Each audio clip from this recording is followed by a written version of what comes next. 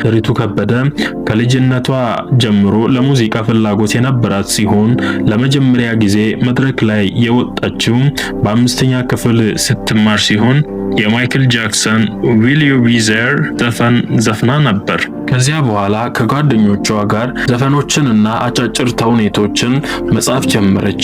እንዲሁም በመድረክ ላይ ታቀርባቸው ነበር። በዚያን ጊዜ ሙዚቃን ለህይወቷ ዋና ሙያ ለማድረግ ወሰነች።